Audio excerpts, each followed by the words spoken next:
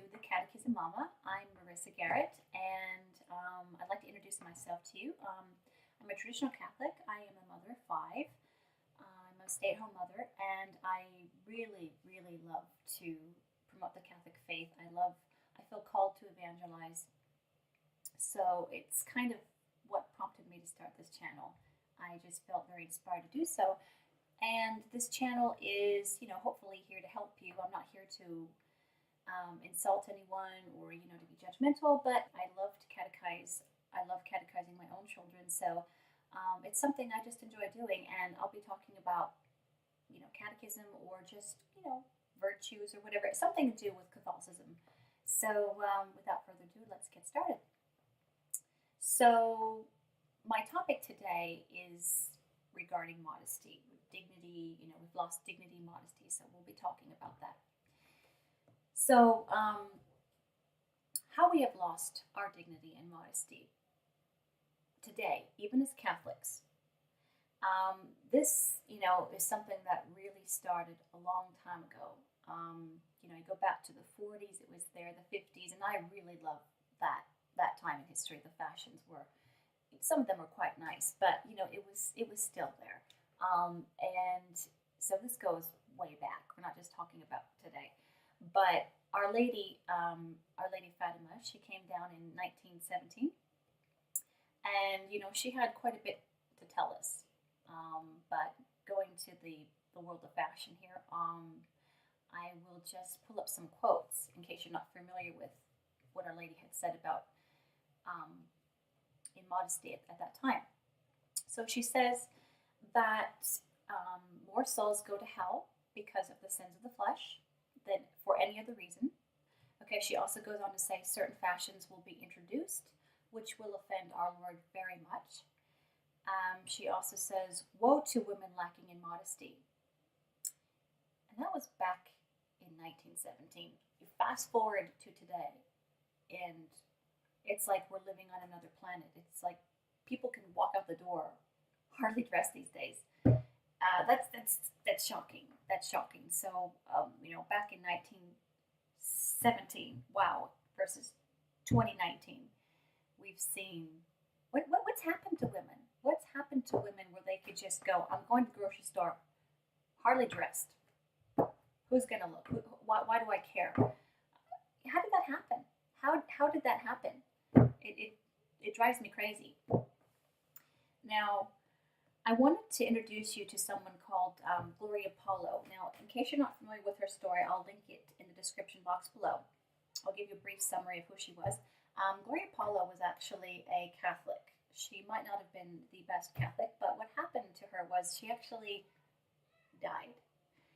And she had, I guess, one of these, near-death experiences. Well, she actually died, so she tells her story. She comes back because our Lord gave her a second chance. Now, this is a private apparition that's been approved by the church because it's very true to the dogmas of the faith. There's nothing wishy-washy or like way out there that's not related to Catholicism.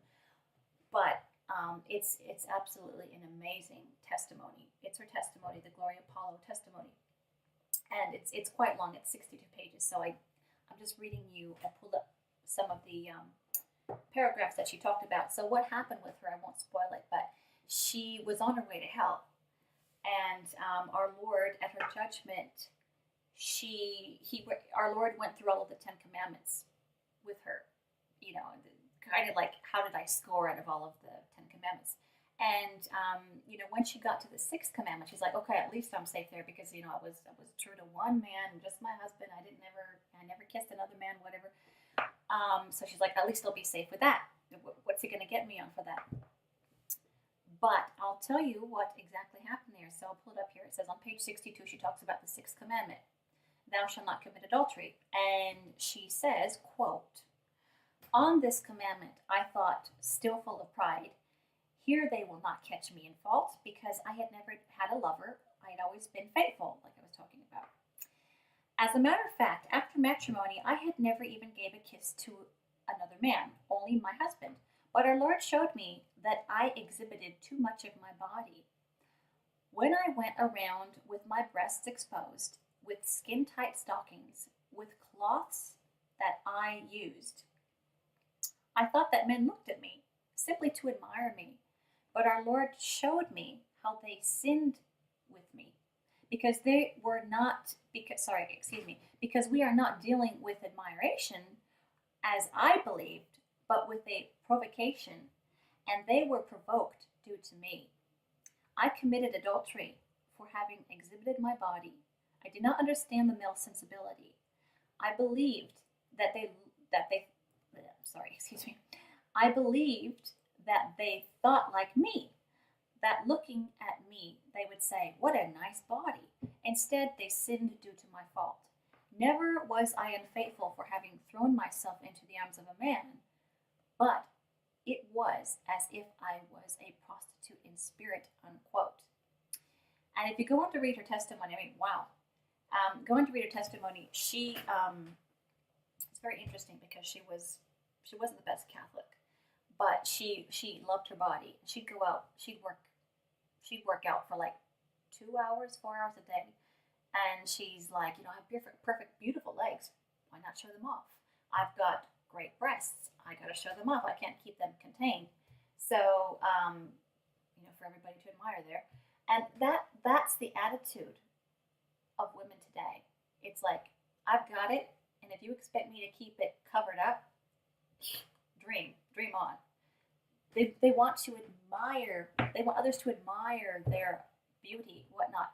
They don't understand what's going on here. Like, this is causing people to fall into hell on a daily basis. Sometimes we as Catholics are guilty of this ourselves, and this is what I want to address today. Not so much the people of the world, because a lot of times they don't know any better, and it's sad. It's gross to see it. But how many of us Catholics in our own parishes have been told time and time again, we have to dress modestly? I think the priest sometimes gives up, and that's what just irks me on, because I know Catholics like that out there, and you don't need to go very far to find it. You can go on the world of Facebook, and that's when you kind of get invited into people's private lives there, and you can look at pictures and go, "Oh my gosh, no, I just saw her with clothes on at mass this morning," and like, whoa, if Father could see what she's got on right now. It's sad. They'll have the tight clothing, the tight jeans, they'll have the shirts with their cleavage hanging out, scapulars are still showing. I go, I'm a Catholic. That drives me crazy. And you don't get a golden ticket to heaven for that. That's not going to say I'm Catholic. I'm not going to go to hell. Catholics do go to hell. Catholics do go to hell. As a matter of fact, I'll have to tell you about this later, but there's another story called A Letter from Beyond the Grave, and it's the same thing. It's been approved because of the dogma. The teachings are true to the Catholic faith, and this one girl talks about how Catholics have gone to hell, and she goes on to say that Catholics have more torments than other people in hell because they knew better. They threw something away. So Catholics do go to hell. There's proof that Catholics are in hell. I mean, if you commit a moral sin, you're in hell. It doesn't matter if you're Catholic or whatever. So we can go there. So watch out. But the spirit of immodesty, wanting to become worldly, it's very sad, and it drives me crazy. How we sometimes, as Catholics, can be guilty of that. So let's talk about what is dignity. I mean, if a woman goes around town half naked, the problem is she doesn't have dignity. So what is dignity? Dignity is a state or quality of being worthy of honor or respect, a composed or serious manner of style. So it just varies a little bit from modesty, because I'll read the definition of that shortly. But if we had dignity, we wouldn't dress as we do today. We'd go like, I don't want a man staring at me like I am a lamb going into a lion's den. I mean, you want to put on that pair of tight pants, you'll be going, oh my gosh, is this showing too much of my curves or whatever? If you don't have that, it's almost that spirit of dignity, which is, in my opinion, a state of conscience, I suppose. It's your conscience going, hey, hey, if you're ignoring that conscience, you're just brushing it off. I guess, that's why you don't have any dignity. But, where is the dignity in women today? Well, in my opinion, they don't have a lot of it. I mean, there are a few women that do, but, they are more than happy, women. We'll talk a little bit about women of the world, maybe sometimes can fall into this, but these women are more than happy to run around half naked, doing things like, okay, for example, those horrible female protesters. They'll go around protesting topless. Okay, you have no dignity if you can run around topless protesting. Okay. In Melbourne, Australia, they have their annual nude bike riding day. They protest this. They have this. It's an annual thing, and it's to protest safe cycling, to embrace all aspects of life, all forms of that diversity stuff. And how ridiculous! Oh yeah, let's just go and ride our bikes naked. That'll okay. Definitely no dignity there. Doesn't take brain science to figure that one out. And just wearing things today that women back in the day would have never dreamt of wearing. Okay. When the first bikini came out in the 1940s, there's a couple different bikinis that came out, but I'm talking about the one that it might have been the one shortly after the 1940s. It might have been in the 1950s. I'm pretty sure it was the 1940s, but anyway, it was so scandalous when this new thing came out. This little itsy bitsy polka dot bikini that came out. He couldn't even find a model to model it. He actually, all the women are like, no, I'm not doing that. He actually had to go and hire a stripper who was already obviously used to wearing next to nothing. And yeah, that's pretty gross. That's pretty gross. But this little horrible bit of fabric was even banned from certain countries for the longest time. Australia was actually one of them. I believe Belgium as well. But it was so scandalous because it was banned because it was so scandalous. It's like, you women are not walking around with clothes on. You can't just come out of your homes and walk around with nothing. That's not appropriate. They, at least they could see that back then. Back in 1959, there was a magazine called the Modern Girl magazine, and in it, it's funny because it's still proclaimed that it was, quote, hardly necessary to waste words over the so-called bikini, since it is inconceivable that any girl with tact and decency would ever wear such a thing, unquote. So, well, unfortunately, they were wrong because it became a major hit all over the world eventually. But to know, it's like, no woman's ever going to wear this. I mean, what woman is ever going to wear this thing? You'd have to have a lot of shame to want to be flaunting your bits and pieces around. I mean, that's private stuff. That's sacred private stuff that does not need to be paraded around public. And that drives me crazy when I see that, by the way. It's just, especially if you have, sons or a husband, you're trying to teach them purity and still, once the Hollywood stars started wearing it and making it, a thing, everyone's like, okay, it became more acceptable. And see the pattern here today. That's what happens. We'll pick up a magazine. A woman can pick up a magazine and go, this is the latest hairstyle that's trending all over. It's fringe or bangs are popular. This summer, whatnot. And we just kind of, she's doing it and she's doing it, and everybody else. I guess I'm the only one left, so why not? And that's how it happens, like a domino effect. And just because it's from the world does not make it acceptable for us to follow in suit like that. We have to be strong, obviously, as Catholics, not to follow along with that ridiculousness of showing off our bodies. But this is how women seem to operate. It's they go along, they go with the flow, they just follow along in suit, like I was saying, like dominoes. And that's a sad thing because we have to hold strong to the words of Our Lady to have we need to respect ourselves. We are sacred pieces of property, not to be shown on on every public square like this. I mean, our bodies are beautiful, and they're not eye candy for the world to see. I wish all women could see that, how precious and beautiful they really are. They don't need to show everything to prove that. So this kind of behavior, the acceptance of the world, it comes knocking on our doorstep. How often does it come knocking on our doorstep? It might not be maybe with fashion, but something else. We've got to say no to the world, to the flesh.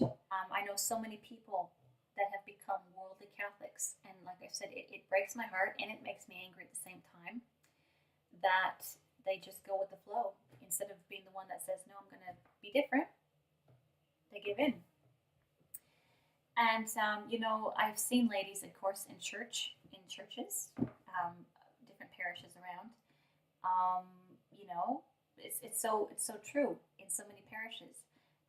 Like I was saying about before on Facebook, it's there. I've seen it. It's there. And your priest would blush if he saw you on Instagram or Facebook wearing what you wear. And if the priest saw how many faithful actually dress this way when they're not at mass, they probably wouldn't let them receive Holy Communion unless they went to confession and said, you need to pull yourself together. This is unacceptable. But it really makes me angry. So anyway, let's talk about modesty, which is, like I said, pretty much the same thing as dignity, but the definition differs a bit. Modesty, what is it? Behavior, manner, or appearance intended to avoid indecency. So, you dress modest, you're not going to have a problem. Let's go back to our first parents. So, when Adam and Eve were living in the Garden of Paradise, Garden of Eden, it was all good. They were adults, but they really had the minds of a 2-year-old, a 1-year-old. They had no idea they were running around naked. No idea. Life was great. Until they sinned, they committed the first sin. They realized at that moment that they were naked and they were ashamed and they wouldn't hit themselves. Even though their husband and wife were like, oh, that feeling of embarrassment, how we should all feel. I can't go out in public because, oh my gosh, I'm not dressed. We should all have that. And isn't that funny how we've inherited the sins of our first parents? We have to die now. We get hungry, we get sick. We're prone to the sins of the flesh, of course. But you think we would have the shame that they felt? It's too bad we couldn't all just have that normal shame. Oh my gosh, I'm naked. I'm not going out looking like this. I was listening to this interesting, it was a talk on modesty, and the priest was giving, he was telling this funny story about something in the 1950s. This Monsignor was at a cocktail party, and back then, the little black cocktail dress, I could imagine it probably was poofy dress on bottom and maybe off the shoulders. I'm not too sure, maybe a bit of cleavage. Anyway, this Monsignor kept going up to this lady all during the party. It's like, excuse me, would you like an apple? She's like, no, thank you. Time went on again. Excuse me, would you like an apple? No, thank you. Again, would you like an apple? She's like, how many times have I told you? Why do you want me to eat apples so badly? And he goes, because it wasn't until Eve ate the apple that she realized she was naked. It's like, I like that. That's a very polite way of going, someone needs to get dressed. I thought that was funny. I got a chuckle at that. But it's something we have to think about as Catholics, because fashion for women has changed dramatically during the last 50 years. Much of what is worn today is meant to expose rather than conceal. And, it is hard to find modest clothes today. You might go into a shop and go, oh, gorgeous dress. Oh, you hold it up, it's like, right, it's got it's low cut, or it's got a huge slit in the back, or the fabric's too, tight, it just curves it clings to the body. And, it's very frustrating how the fashion industry is out there to do that to women, so it makes it hard for us to look good and find something decent to wear. The pants, the tight low-cut shirts, the sleeveless shirts, the dresses, the swimwear, it's all there. Yoga pants. Oh, yoga pants. We might need to do another show on yoga pants. Don't even get me started on yoga pants. You take that fabric that synthetic, meshy fabric, and it's just, yoga pants are everywhere. Everywhere you go, they are in your face. I tell you, it drives my husband crazy to see that. It drives me crazy to see that. You know, if you need to do a workout, put on a pair of loose cotton shorts. Loose cotton shorts, sweatpants. You don't need, ladies, you don't need the yoga pants, okay? You don't. Ugh. Besides being very modest, okay? And I'm sure a lot of guys love those yoga pants. Okay. So almost everything, even today for little girls. I've got 3 girls, and the older they get, the harder it is to find modest clothes for them. You know, you go into a Kmart, a Walmart, whatever, and you're like, oh, here's a skirt. You hold it up, it's like they're mini skirts. They're mini skirts. They're gross. It's almost a lot of fashion industry today likes to pervert the children's clothing. You know, they make them look like little prostitutes. It's sickening. So I'm very picky. Yeah, it's very sad how they like to pervert the children. You see little girls running around in 2-piece bikinis and just, 2 years. Oh, isn't that cute? No, actually, it's not cute. You know, modesty starts at an early age. And I think we have to realize that it's a gift, and it's something that has to be nurtured. Some people might not be able to jump into it right away, but even if you do a little baby steps, I can tell you, I used to wear pants quite a bit, and I stopped wearing pants. I never wore the tight pants. Okay, I had jeans, but they weren't tight, and I always had something that was covering my butt. So a jacket or just a shirt that just came where you didn't have to still see the backside. But when my girls were, I think my oldest was 3 at the time, I thought to myself, you know what, I've got a responsibility now. Things change when you have kids. I don't know, your whole perspective changes. And I thought, if I continue to wear pants, then my girls are going to see that. And while I might not be wearing tight pants, by the time my girls get to be, that age, 13, 14, 15, 16, and they're arguing with you, Mom, my pants aren't too tight. Yes, they are. Take them off. Let's face it, I have seen girls in Catholic families particularly that have painted on pants. And that comes from, it's something that should just not be allowed. Now, I do have a pair of like tracksuit pants, sweatpants that I'll, put on when it's really cold. If I'm really cold around the house, I'm going to go for a walk outside or something. And I let my girls wear the loose fitting sweatpants as well. I don't mind that. I don't like them all the time, but if they're really cold, again, going for a walk or a bike ride in the wintertime, I don't have a problem with that because they don't frame the crotch and they don't frame the bottom. So, I'll let them get away with that. But most of the time, they'll have skirts on and leggings to keep them warm. It's a very cute look, and it's modest. Modest does not have to be modesty does not have to be that horrible frumpy look, because it was frumpy.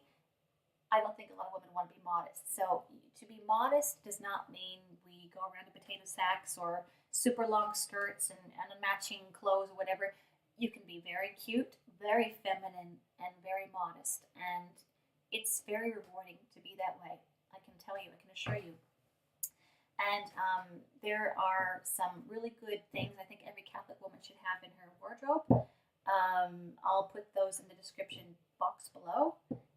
Sometimes if you have a shirt that might be a little bit lower cut than you'd like, you can get these little modesty bibs. They kind of attach to your bra, and so you have like this bit of lace here, and they're a lifesaver. Just little stuff like that you can use to take a dress home. Sometimes I'll take a dress home and I'll go, love the dress, but it needs fixing up. So I might have to, sew up a slit or put a little skivvy underneath there so it's not low cut.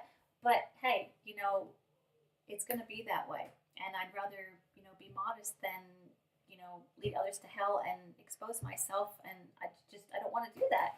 I don't want to do that. So, modesty is also one of the 12 fruits of the Holy Ghost. It's a very special thing. And to dress modestly To dress modestly is to avoid deliberately causing sexual excitement of one's neighbor. Okay?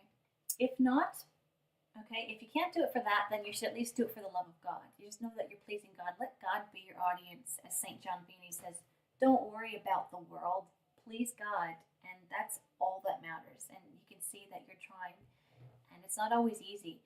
And it is a temptation, okay? I'm going to admit, none of us, of course, are perfect, and none of us are without the temptation.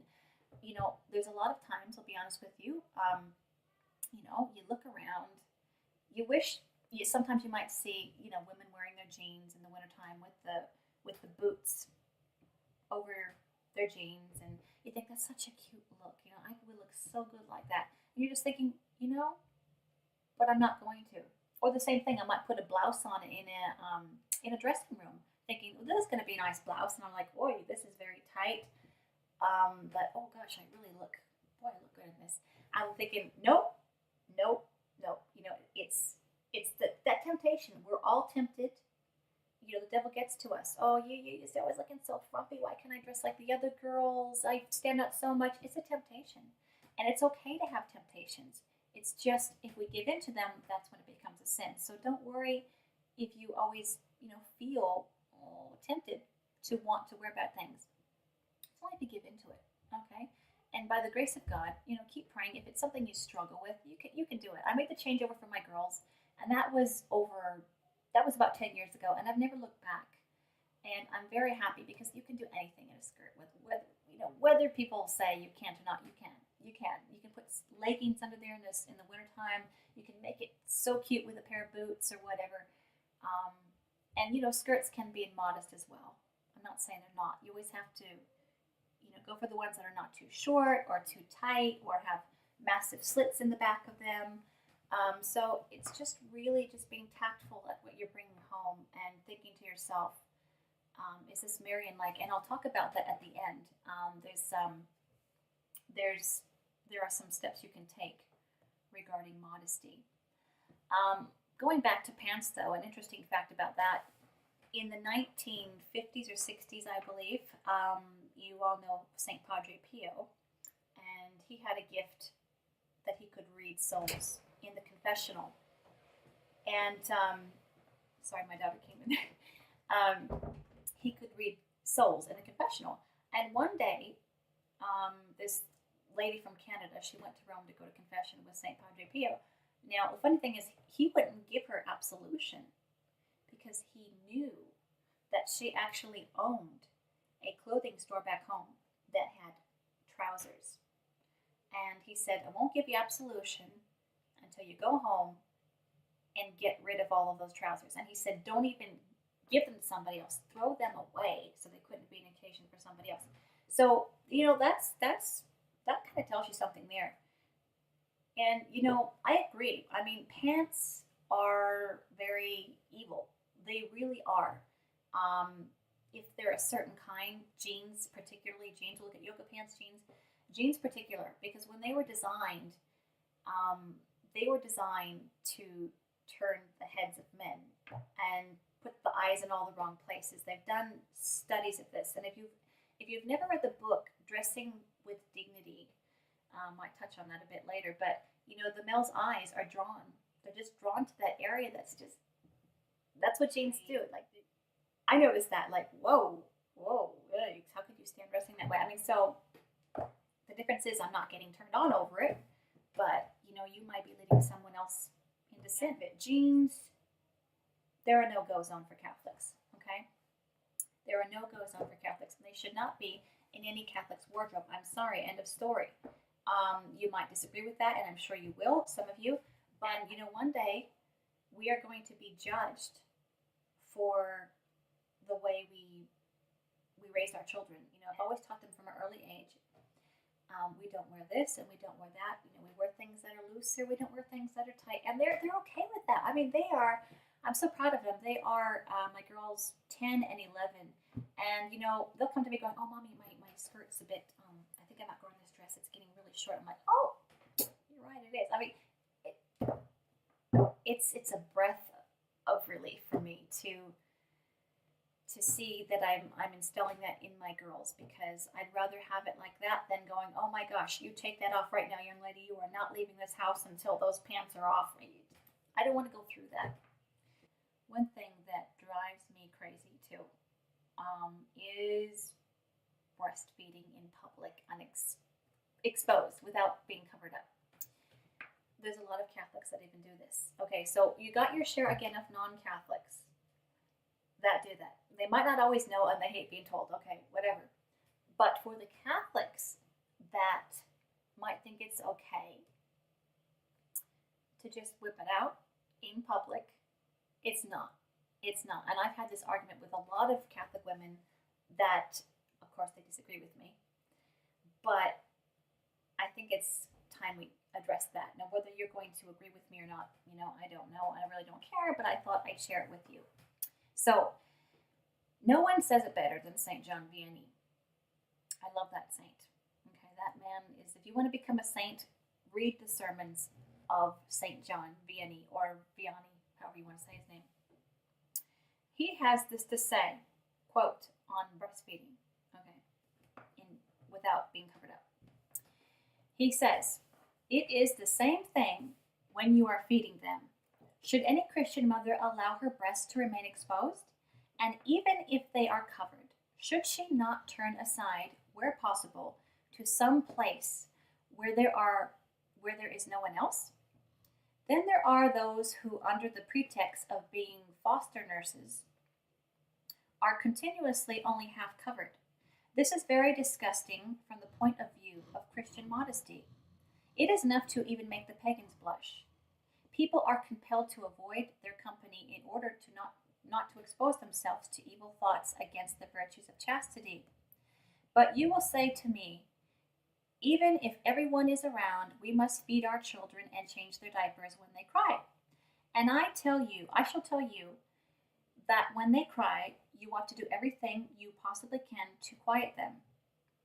But it is a far better thing to let them cry, to let the little one cry, than to offend God.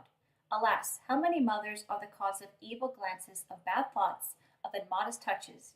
Tell me, are these the Christian mothers who should be so reserved? Oh dear God, what judgment should they expect?" Unquote. I feel the same way. I can't tell you. I mean, and I'm a female, but when I see women, I try to give them a little bit of like, whoa, privacy there. But for a man's perspective, it's a boob, people. It's a boob. It's a sensual body part. And for all of those people that, might say, oh, what does that saint know? He's not infallible. Okay, he's not infallible, right. He's a saint, yes. And if we want to get to heaven, should we not listen to the words of a saint, a good saint? And for all those people out there that say breastfeeding is a normal thing, it is so natural, it is so normal. I'm not saying I'm against breastfeeding. I encourage breastfeeding, but it's called covering up. And I got an analogy for that one. For all the women that go, it's a normal thing to do to breastfeed your children. So if I do that without a cover, it's a normal, natural, beautiful thing. It's a normal thing.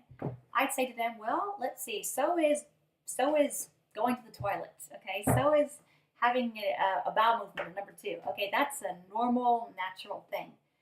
Now, would I ever want to do that in public without any privacy? No. So just because something's normal and natural does not mean it's okay. Just let it all show. No. And, it's a breast. And a breast is still going to, perhaps turn on a man. I mean, some men find it uncomfortable. I know my husband does, and some find it, gross. But there are others that go, oh, wow, if they're going to sit there and start looking at you, and you have enough audacity to go, well, if he wants to get off on me because I'm showing my boob, it's not my fault. Oh, right. Women. This is something that I think women can really get into those cat fights over. But, being said, it doesn't take a lot to cover up.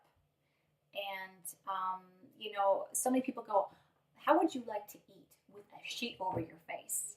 It's not that bad. It's not, ladies, it's not like that, okay? If you get the kids that are screaming and fighting, when mom goes to put the cover on over them, well, it's because they're not used to it. But you know what? If they're hungry enough, they're going to get used to it. And it's like St. John Vianney said. It's like, try to get to them as quickly as possible, so that way, it's the same thing. I mean, so many women go, look, if my kid, and I've seen this before, it's in the grocery store, and the baby starts crying, all right, that's it, you know what, I'm going to just drop everything, I'm going to whip it out, I'm going to put the baby on there, and I'm going to just continue on shopping. Here it is, everybody. No, that would be as bad as me going, wait a minute, I'm driving in traffic, I'm just going to stop my car right in the middle of the intersection with horns honking at me to go feed my kid. No, I'm going to pull over. I'm going to go to a safe place, and then I'm going to go feed my baby. And that's what it should be for these women. It's like, okay, fine. If you're shopping, you can always just push your cart to the side, tell one of the clerks going, I'm going to go feed my baby. I'll be right back. Can I just park my shopping? And woe to the people that say, there's nothing wrong with it. And they'll say these ridiculous things like, I've seen these pictures of Our Lady. If you go online, I've seen these pictures of Our Lady feeding baby Jesus, and it's I'm sorry, that is the most disgusting artwork I've ever seen. To think that Our Lady, I mean, who paints these? This is the mind of a painter. This is not some saint doing this. This is not a vision from heaven. This is somebody just going, oh, isn't that a beautiful scene, Our Lady and the breastfeeding child Jesus? No, I can almost guarantee, that Our Lady would have had the most modesty of all. Of all. She was modest in every way. She didn't even have original sin on her soul, but she was just inclined to want to be modest.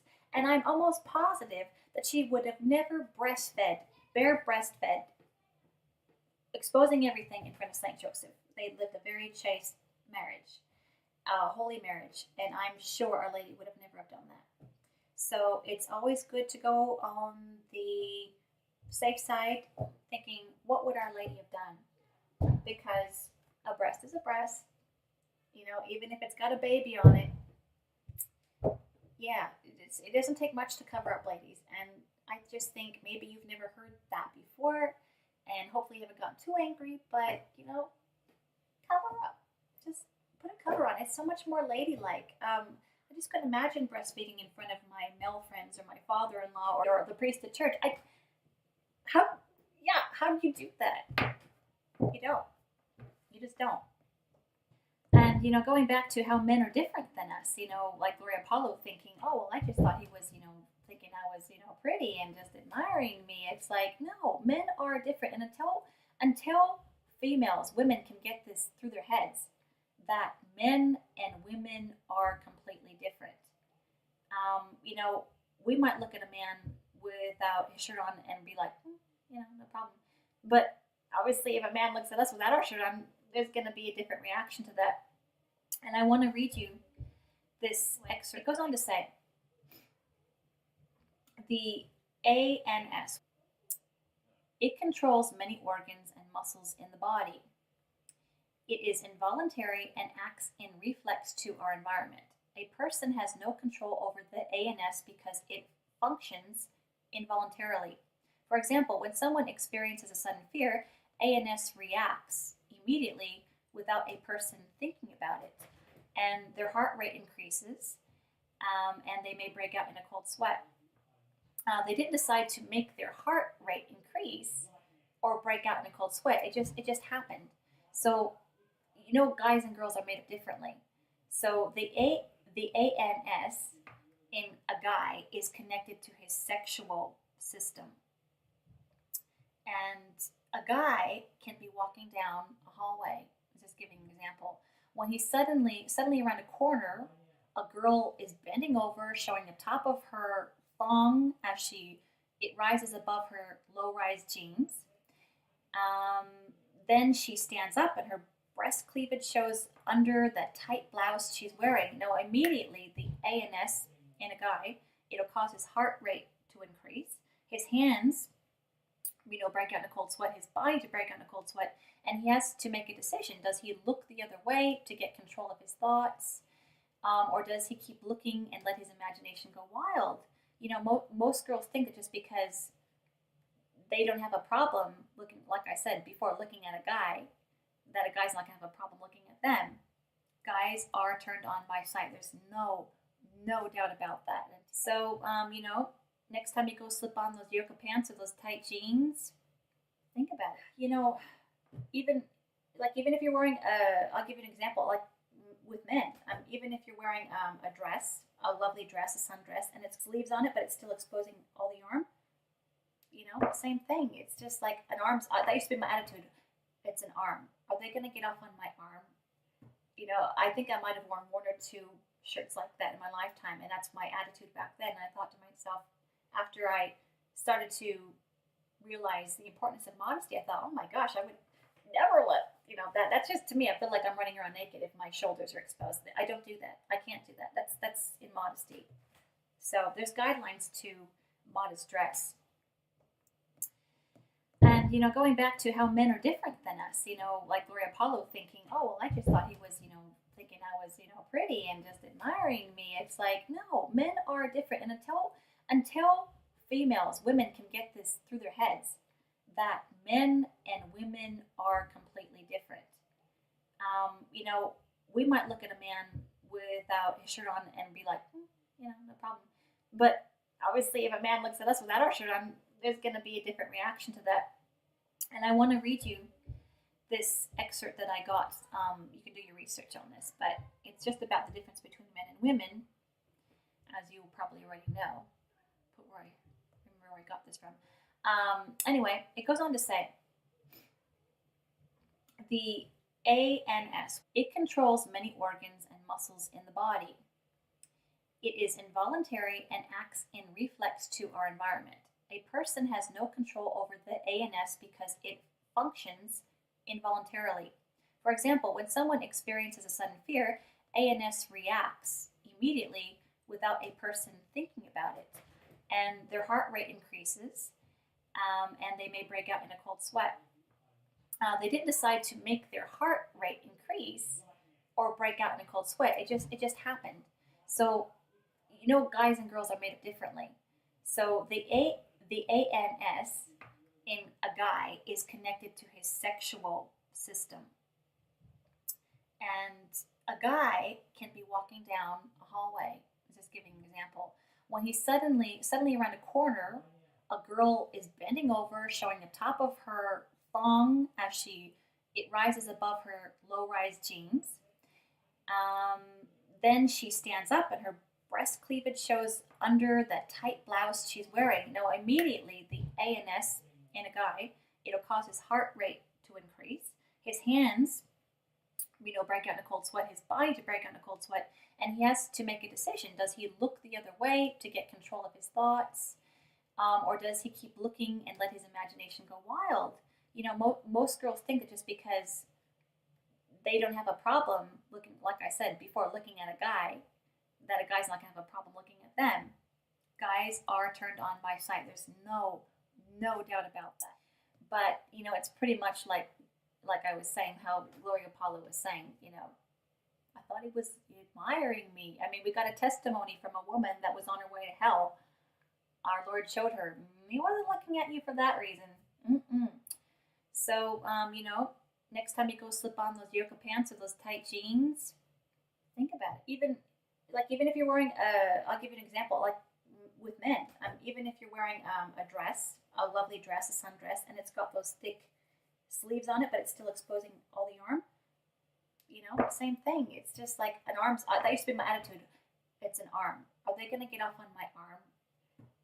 I think I might have worn one or two shirts like that in my lifetime, and that's my attitude back then. And I thought to myself, after I started to realize the importance of modesty, I thought, oh my gosh, I would never let that's just, to me, I feel like I'm running around naked if my shoulders are exposed. I don't do that. I can't do that. That's immodesty.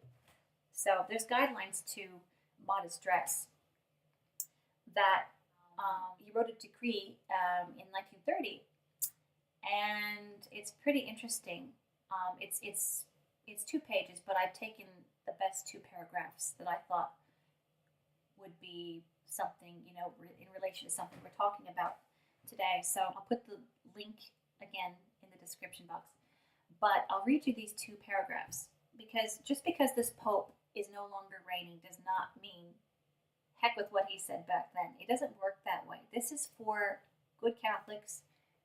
This is for all good Catholic women all over the world to always remember these important guidelines. Okay, he's just trying to save our soul. Okay, so don't scoff at him. It is still meant for you today. And then he goes on to say, parents, ever mindful of the most awesome obligation which binds them of caring firstly and foremostly for the moral and religious education for the children, are to apply particular diligence that their daughters may be firmly grounded in Christian doctrine, and that those same daughters also zealously foster it into their souls. By words and example and love of virtue and modesty and chastity, may parents also, in imitation of the Holy Family, busy themselves about so ordering and governing their family that each and every individual within the family home has a cause and incentive to love and guard modesty.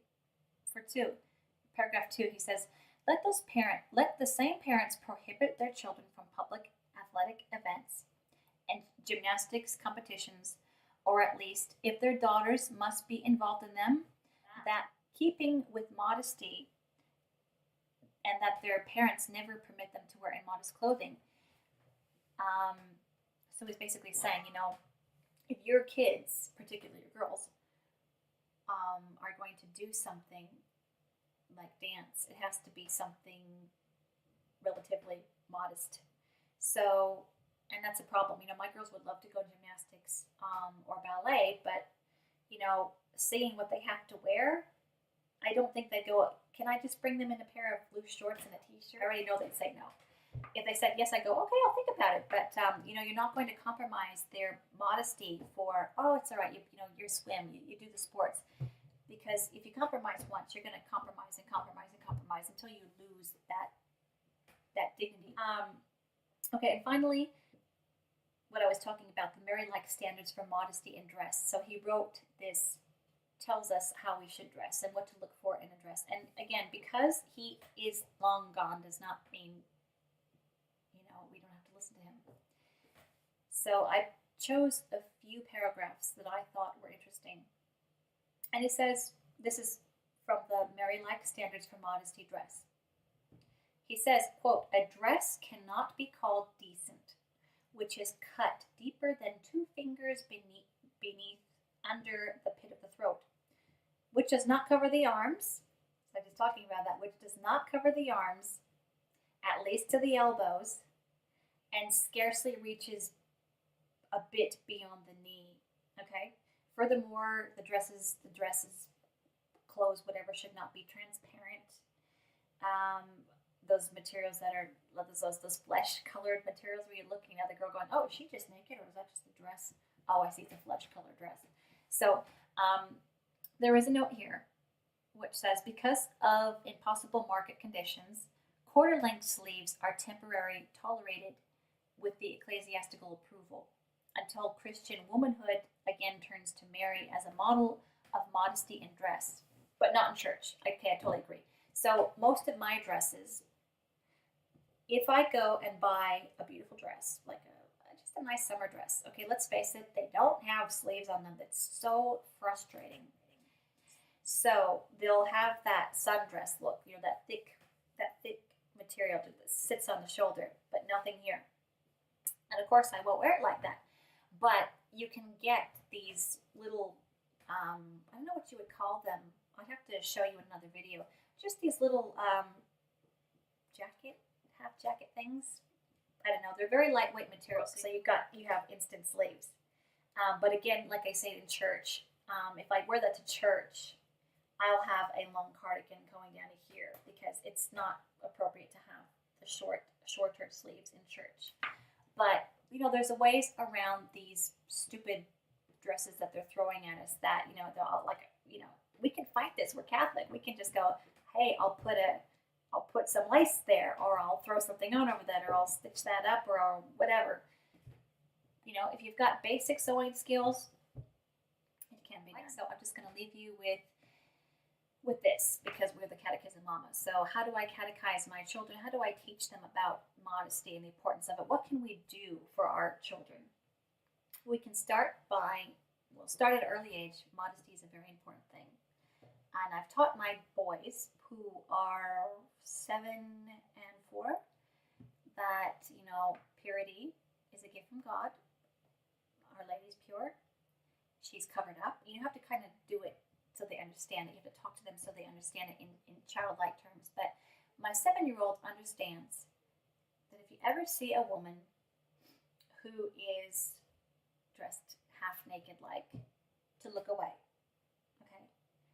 And you pray Hail Mary. And he does that. He does that. I see him from time to time again. I go, Mommy, that girl's immodest. Mommy, that girl's not wearing enough clothes. And I'll see him and be like, Hail Mary, full of grace. And I told him that because I said, as you get older, as you grow into a man, you get to be like Daddy's age. You get to be a big boy. The devil is going to say, hey, look at that girl. Look at that girl. Try to keep it a bit interesting. And he's going to tempt you to look at that girl. And if you look at that girl, it's going to cause you to do a horrible sin. And that sin can be so bad, it can put you to hell. You've got to teach your children about hell. They got to have a fear of hell. They have to have a love of God. Okay, that's very important, even at a very early age. Don't sugarcoat that. And teach them to say the Hail Mary, because whenever you're tempted, whenever you have a temptation for yourself, even a sin of the flesh, maybe you've got a temptation to want to use our Lord's name in vain when you're angry. Maybe you want to, whatever it is, it's not a sin to be tempted. Remember that. It's a sin to fall into the temptation. So if you're tempted, a quick Hail Mary, bang, the devil flees back into hell with his tail between his legs. So do that for yourself.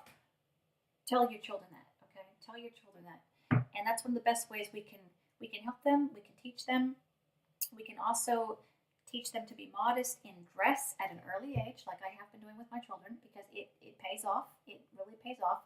It's never too late to do it, but I would suggest doing it sooner rather than later, because it will get harder as they, start to become preteens into their own little world of, what's wrong with this? You wear it, and if they see you, or if all my friends are wearing it, you got to teach them that just because the world dresses this way, or because the world does this, does not make it right.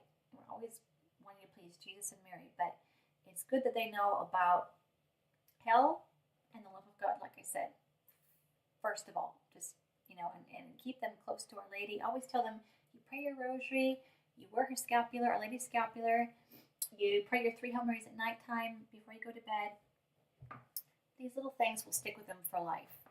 They really, really will. And that's the best thing you can do for your children. So always, try to be a good example to your children. Catechize. You do get an indulgence for catechizing your children. So that's extra time off out of purgatory. And yeah, that's about it. So I'm just going to leave you with this, because we're the catechism mamas. So how do I catechize my children? How do I teach them about modesty and the importance of it? What can we do for our children? We can start start at an early age. Modesty is a very important thing. And I've taught my boys who are 7 and 4 that, purity is a gift from God. Our Lady's pure. She's covered up. You have to kind of do it so they understand it. You have to talk to them so they understand it in childlike terms. But my 7-year-old understands that if you ever see a woman who is dressed half naked to look away, okay? And you pray Hail Mary. And he does that. He does that. I see him from time to time again. I go, Mommy, that girl's immodest. Mommy, that girl's not wearing enough clothes. And I'll see him and be like, Hail Mary, full of grace. And I told him that because I said, as you get older, as you grow into a man, you get to be like Daddy's age. You get to be a big boy. The devil is going to say, hey, look at that girl. Look at that girl. Try to keep it a bit interesting. And he's going to tempt you to look at that girl. And if you look at that girl, it's going to cause you to do a horrible sin. And that sin can be so bad, it can put you to hell. You've got to teach your children about hell. They got to have a fear of hell. They have to have a love of God. Okay, that's very important, even at a very early age. Don't sugarcoat that. And teach them to say the Hail Mary, because whenever you're tempted, whenever you have a temptation for yourself, even a sin of the flesh, maybe you've got a temptation to want to use our Lord's name in vain when you're angry. Maybe you want to, whatever it is, it's not a sin to be tempted. Remember that. It's a sin to fall into the temptation. So if you're tempted, a quick Hail Mary, bang, the devil flees back into hell with his tail between his legs. So do that for yourself. Tell your children that, okay? Tell your children that. And that's one of the best ways we can help them, we can teach them. We can also teach them to be modest in dress at an early age, like I have been doing with my children, because it pays off. It really pays off. It's never too late to do it, but I would suggest doing it sooner rather than later, because it will get harder as they, start to become preteens into their own little world of, what's wrong with this? You wear it, and if they see you, or if all my friends are wearing it, you got to teach them that just because the world dresses this way, or because the world does this, does not make it right. We're always wanting to please Jesus and Mary, but it's good that they know about hell and the love of God, like I said. First of all, just, and keep them close to Our Lady. Always tell them, you pray your rosary, you wear her scapular, Our Lady's scapular, you pray your 3 Hail Marys at nighttime before you go to bed. These little things will stick with them for life. They really, really will. And that's the best thing you can do for your children. Always, try to be a good example to your children. Catechize. You do get an indulgence for catechizing your children. So that's extra time off out of purgatory. I really hope you enjoyed watching this. I hope I wasn't too critical of people, but even if I was, I really don't care, because this is my video. And if I could reach out to somebody that might not know any better, then I did my job, okay? If you're watching this video and you have no intention of changing, and all you're saying stuff like, oh, how dare you, who do you think you are, blah, blah, blah, blah, blah, blah, blah. Well, go ahead and do that, but, it's not going to change me. I'm going to keep on plugging away, and because God is my audience, you are too, but I'm not going to walk on eggshells just so I don't offend people. And I love you all, and I am a sinner too. So don't just think, who is that two goody shoes just sitting there making that video? No. I am a sinner. I will not cast the first stone. Absolutely not. But, sometimes you learn something. Sometimes you don't know. Sometimes somebody actually has to tell you, I never thought of it that way before. Good point. And if I could do that, then yes, I've done my job. So, thanks for watching. And I really, really hope you appreciated this video. And remember, pray your rosary, pray for your children, teach your children, be modest, love God, and try to be a good example. We could be the best example that we could possibly be. And if you like this video, please like and subscribe and share it. And I will definitely try to make some more videos for you to come. So thank you so much, and until next time, God bless you. Bye-bye.